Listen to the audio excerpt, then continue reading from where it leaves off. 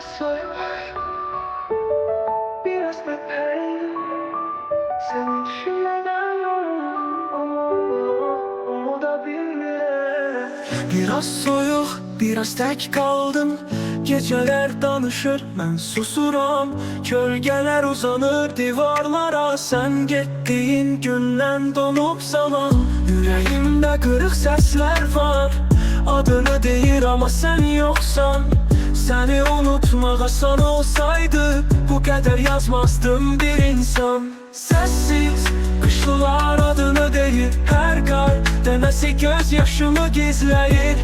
Qaranlıq dağını da axtarıram, hələ də bilmirəm, dönərsənmi geriyə bir gün. Baxıram şəkillərə, toz basıb anısını, gülüşün içimdə yandırır damarı. Bir fincan çay, bir sigaret dumanı təkliyə qarışır. Səssiz ünvanım, yollar səni gətirmir bu tərəfə. Nənəsə hər yol səni xatırladı. Sən olan mahnılar indi kədərli, düşdü xatirələr yerə dağılır.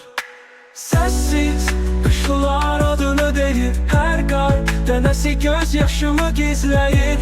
Qaranlıq dağını da axtarıram, hələ də bilmirəm, dönərsənmi geriyə bir gün. Çiynində ağırdı sözlər, sənli günlər üzümdən düşmür. Təkin içimdə səni yaşayıram, səssiz qış, sənli qış.